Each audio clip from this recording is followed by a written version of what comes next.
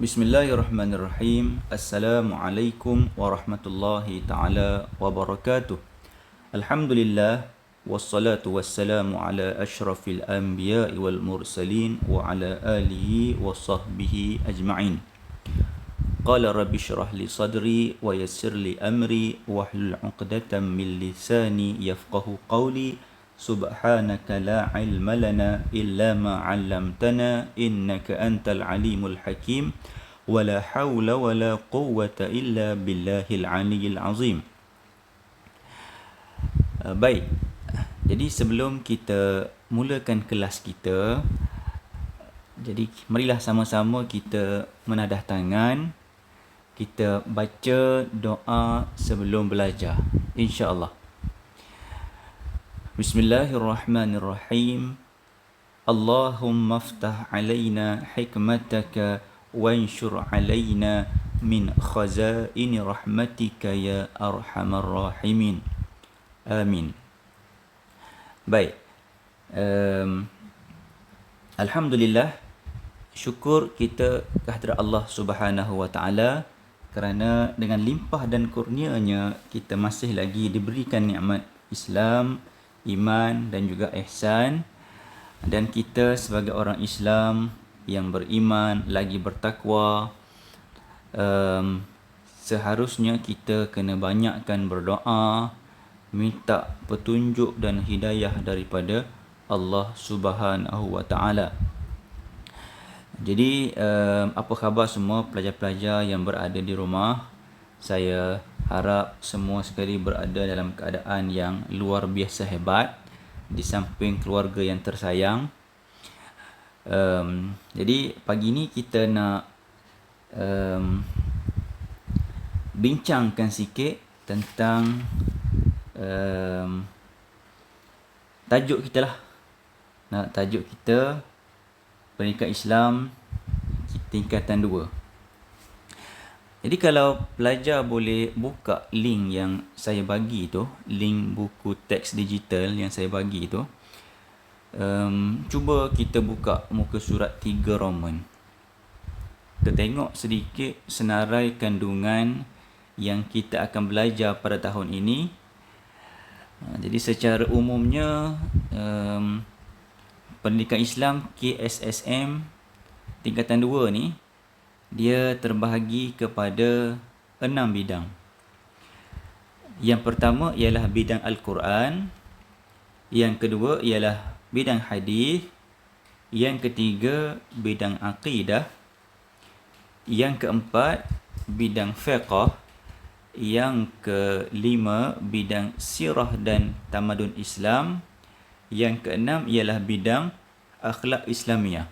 Kalau kita tengok dalam senarai kandungan itu, semua sekali ada 28 tajuk, 28 pelajaran kesemuanya. Jadi hari ni kita nak belajar satu dulu. Kita nak belajar tajuk yang pertama ataupun pelajaran yang pertama, iaitu Allah Subhanahu wa taala pengurnia hidayah. Jadi kalau kita tengok tajuk dalam bidang Al-Quran itu ada 8 tajuk dah. Bermula dengan tajuk yang saya baca tadi. Pelajaran yang kedua, hanya Allah yang Maha Esa. 3, luasnya kuasa Allah. 4, mudahnya tajwid. 5, manisnya persaudaraan. 6, mengharap keampunan Allah. 7, kesantunan dakwah Rasulullah. Dan yang ke-8, amanah terhadap harta dan nyawa. Itu bidang Al-Quran. Bidang hadis pula hanya 2 tajuk sahaja, iaitu pelajaran yang ke-9, mungkar dicegah, hidup berkat. 10, mencari yang halal. Seterusnya bidang akidah ada 3 tajuk, iaitu pelajaran yang ke-11, kekuatan dan kekuasaan Allah. Dalam tajuk ni kita akan sentuh nama Allah. Yang pertama Al-Qadir, Allah Maha kuat. Bukan Al-Qadir, Allah yang Maha menentukan. Dan yang kedua Al-Qawi, Allah Maha kuat. Okay, lepas tu pelajaran yang ke-12, ketaatan malaikat. 13 panduan daripada Allah. 3 tajuk. Okay. Kalau kita tengok pula bidang fiqh, ya, ada kesemuanya 6 tajuk. Bermula dengan pelajaran 14, solat berjemaah pengikat hati. 15, solat Jumaat wadah kesatuan. Dalam tajuk 15 ni kita akan sentuh tentang solat Jumaat dan juga khutbah Jumaat. 16, tayamum dengan debu suci. 17, rukhsah anugerah daripada Allah Subhanahu Wa Taala. Dalam tajuk rukhsah ni ada 3 unit. Kita akan sentuh tentang menyapu balutan, solat jamak dan qasar dan juga solat ketika sakit. 18, puasa benteng diri. 19, solat sunat menampung kefarduan. Okay, kalau tengok pula bidang sirah dan tamadun Islam, ada 4 tajuk. Terbitnya Fajar Dakwah. 21, hijrah detik bersejarah. 22, kepimpinan Rasulullah di Madinah. Dan wanita suri teladan ummah. Dalam tajuk wanita suri teladan ummah ni, kita akan belajar beberapa orang tokoh sahabiah pada zaman Rasulullah, iaitu yang pertama tentang Sayyidatina Khadijah, yang kedua tentang Sayyidatina Aisyah, yang ketiga Sayyidatina Fatimah, dan yang keempat Sayyidatina Sumayyah. Jadi ada 4 tokoh bawah tajuk wanita suri teladan. Dan yang terakhir sekali, bidang yang terakhir iaitu bidang akhlak Islamiah. Kita akan belajar 5 tajuk. Yang pertama, malu perisai iman. Yang 25, menyemai kasih menuai sayang.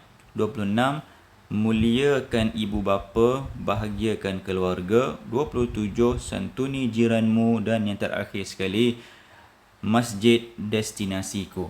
Jadi 28 tajuk insya-Allah kita akan cuba habiskan pada tahun 2021 yang penuh mencabar ni, insya-Allah. Kita sama-sama doa pandemik COVID-19 ni segera berakhir dan semua di antara kita sihat dan selamat di rumah. Jadi kita terus kepada tajuk yang kita nak belajar hari ini. Jadi minta semua pelajar buka muka surat 2. Buka muka surat yang kedua. Pelajaran yang pertama, tajuknya ialah Allah Subhanahu Wa Taala pengurnia hidayah. Jadi kita akan belajar satu ayat saja, ayat yang diambil daripada surah Ali Imran, ayat yang ke-8. Saya rasa pelajar-pelajar pasti biasa melihat ataupun biasa mendengar ayat 8 surah Al Imran ni. Sebab ayat ni juga merupakan satu doa yang kita biasa baca dalam solat, yang kita biasa baca dalam doa-doa maksurat. Jadi saya akan bacakan dan minta pelajar rujuk muka surat 2 tu, tengok cara bacaan dia macam mana, panjang pendek, dengung dan sebagainya. Sebab lepas daripada ni saya nak bagi tugasan kepada pelajar. Okay, jadi kita sama-sama lihat dan dengar bacaan. A'udzu billahi minasy syaithanir rajim.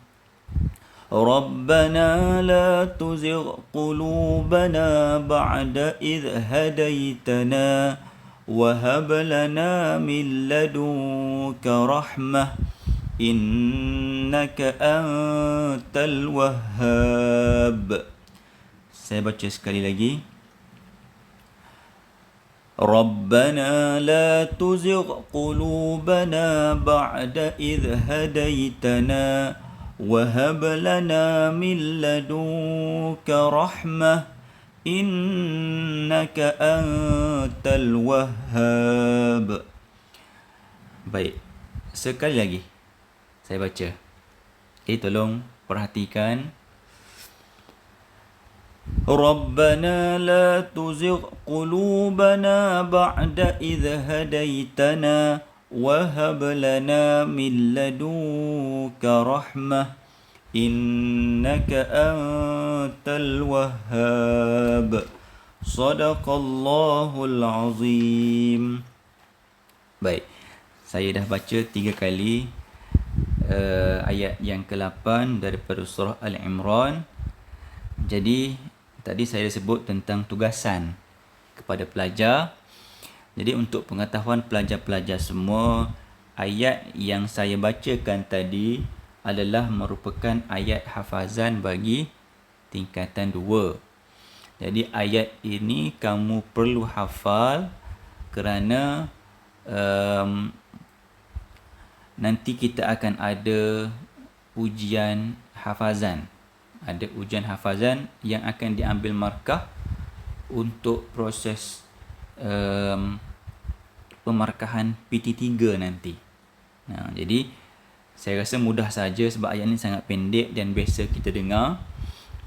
Jadi macam mana cara tugasan yang perlu dilakukan? Jadi awak perlu hafal ayat ini dan saya nak awak record video, sama ada nak record selfie ke ataupun nak minta ahli keluarga yang record, tapi mesti record, mesti nampak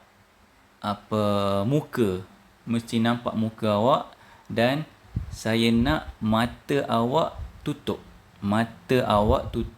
Sama ada awak pejam mata rapat-rapat ataupun awak tutup mata dengan kain hitam, bukan kain transparent jadi sebab tujuan dia sebab kita nak tasmid jauh.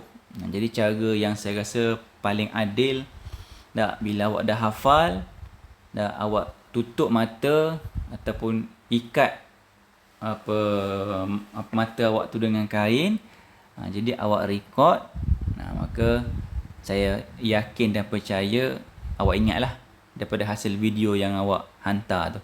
Jadi video tu awak record dan awak hantar kepada guru kelas masing-masing melalui medium yang telah disepakati oleh guru masing-masing lah.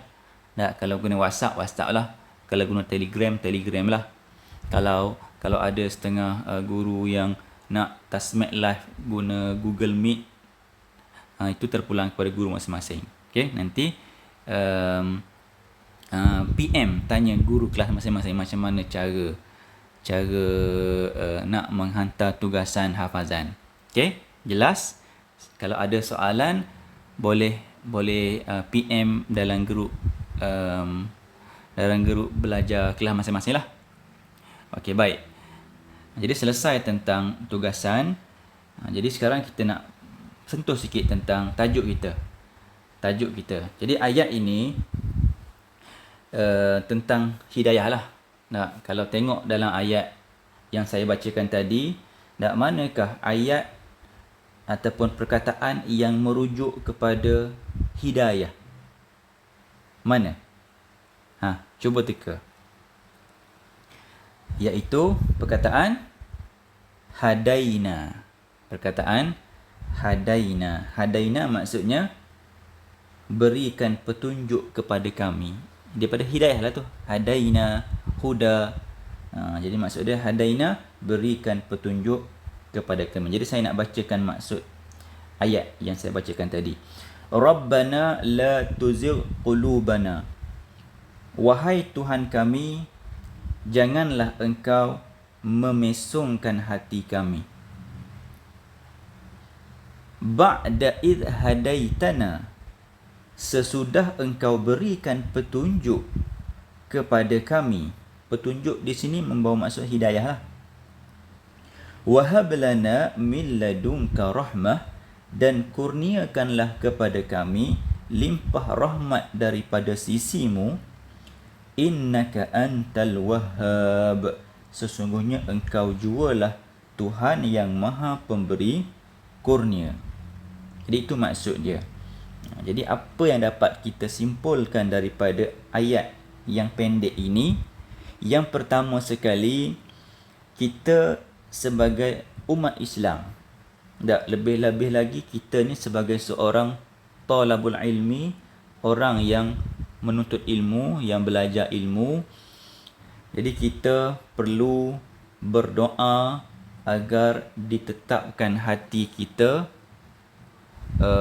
untuk menerima hidayah Allah Subhanahu wa taala. Jadi kita yang mengaku Islam, beriman, bertakwa, memang kita kena banyak berdoa, minta dengan Allah Subhanahu wa taala supaya dikurniakan hidayah. Apa yang Allah katakan dalam Al-Quran? Allah berkata dalam Al-Quran, ud'uni astajib lakum. Berdoalah kepadaku, nescaya akan aku makbulkan. Jadi Allah sendiri suruh kita berdoa, minta kepadanya. Jadi dalam ayat ni kita minta dengan Allah supaya dapat petunjuk dan hidayah daripada Allah Subhanahu wa taala. Itu yang pertama. Yang kedua, Allah Subhanahu wa taala meneguhkan hati mukmin dalam keimanan sebagai tanda rahmat dan kasih sayangnya. Jadi manusia ni Allah uji dia. Allah berikan ujian di atas dunia ini, dan ujian itu berbagai bentuk lah. Ada pelbagai bentuk. Contoh ujian apa? Contoh ujian, katakanlah kita ni seorang pelajar. Katakanlah kita nanti akan jadi seorang pelajar yang hebat, yang pandai. Jadi berkemungkinan kita akan rasa sombong, kita akan rasa hebat. Kita akan merendahkan orang. Ataupun mungkin sampai satu tahap kita belajar benda-benda yang pelik-pelik. Contohnya kita dah mula memikirkan benda yang pelik-pelik.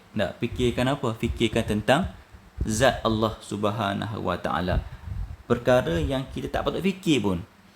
Dia dekat dunia ni ada perkara yang kita tak patut fikir pun. Contohnya kita memikirkan zat Allah. Apa itu zat Allah? Fizikal Allah. Kita nak fikir macam mana tangan Allah, bentuk dia macam mana, bentuk muka Allah. Itu memang benda yang kita tak perlu fikir, dan memang dilarang untuk kita fikir. Sebab kalau kita fikir pun memang tidak terjangkau di akal kita. Silap-silap, terlebih fikir, kita jadi gila. Jadi kurang waras selepas daripada tu. Jadi tu antaranya. Jadi dalam bab beragama juga pun ada cabaran. Ada kadang-kadang kita rajin, kadang-kadang kita malas, kadang-kadang kita mudah terpengaruh dengan kawan, mudah terpengaruh dengan suasana. Jadi antara cara untuk kita tetapkan kita punya hati kita, kita doalah. Doa supaya Allah tidak memesongkan hati kita daripada kesesatan dan penyelewengan lah. Nabi Muhammad sallallahu alaihi wasallam, ada satu doa yang Nabi suka doa. Doa ni saya rasa semua pelajar tahu dan pernah dengar. Apa doanya?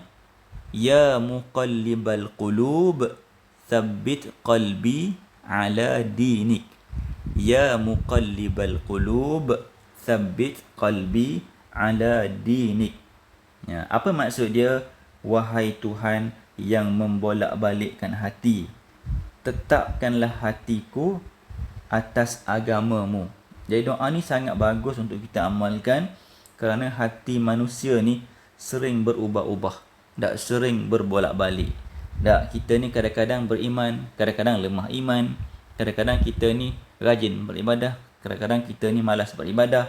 Jadi itulah tujuan dia. Tujuan kita doa supaya Allah berikan hidayah, tunjuk kepada kita, dan supaya Allah tetapkan kita di atas jalan yang lurus, jalan yang benar. Jadi doa ni boleh amalkan. Doa yang diajarkan oleh Nabi Muhammad sallallahu alaihi wasallam. Baik. Apa lagi yang kita boleh kita dapat daripada ayat yang pendek ni? Poin yang ketiga tu, Allah suka untuk memberikan hidayah dan rahmat kepada hamba-Nya agar mereka terus kekal berada dalam keimanan. Jadi ini samalah. Jadi kita minta kepada Allah supaya keimanan kita ni sentiasa kekal. Antara cara kita nak kekalkan iman kita, banyakkan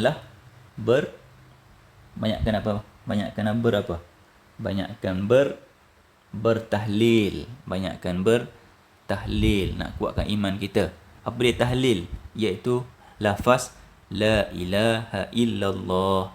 La ilaha illallah, tiada Tuhan yang berhak disembah melainkan Allah. Itu adalah salah satu daripada lafaz syahadah. Kalau orang nak masuk Islam pun, itulah lafaz yang diucapkan untuk bagi kuat kita punya keimanan kita. Okey, poin yang keempat, Allah memberikan hidayah kepada sesiapa yang dikehendakinya, kerana hidayah itu milik Allah yang mutlak. Okey, dekat sini antara tugas manusia ialah mengajak manusia lain ke arah kebenaran dan menegah manusia lain daripada melakukan kejahatan ataupun kemungkaran.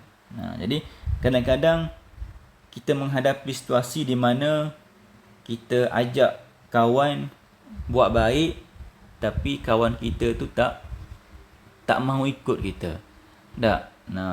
Contohnya kita ajak kawan kita qiyamul lail, tapi kawan kita setelah diajak berkali-kali tetap tidak mahu ikut kita buat benda yang baik. Tak apa.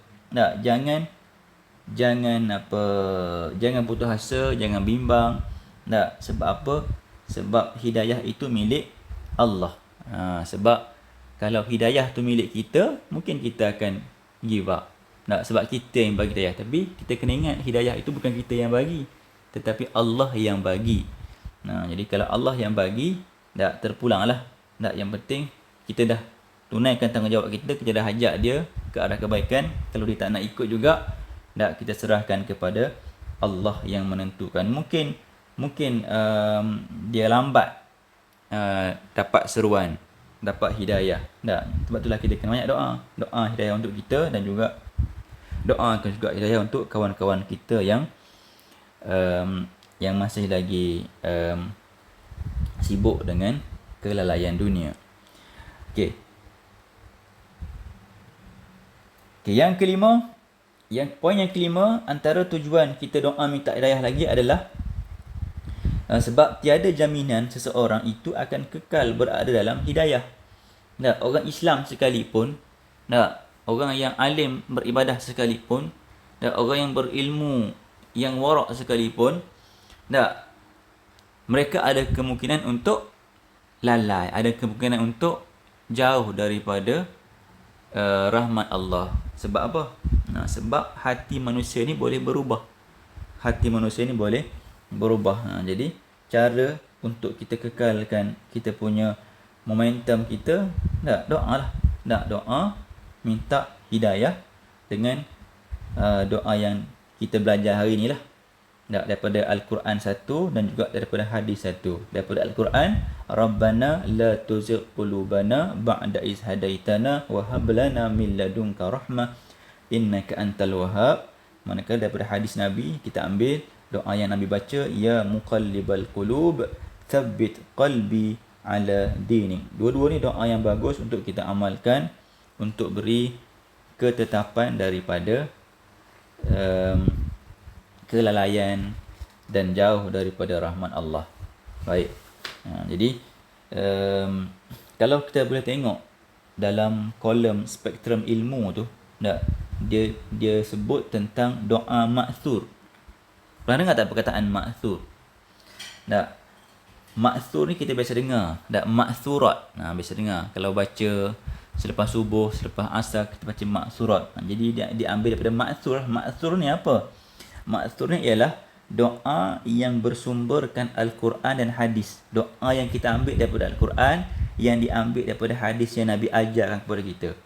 Tak, yang menjadi amalan Rasulullah sallallahu alaihi wasallam. Tak, jadi kalau kita baca maksurat tu, dalam maksurat tu mengandungi doa-doa yang ada dalam Al-Quran yang diambil daripada hadis yang diamalkan oleh Rasulullah sallallahu alaihi wasallam. Jadi kalau kita baca doa yang diamalkan oleh Nabi, jadi besar dia punya ganjaran dan pahalanya.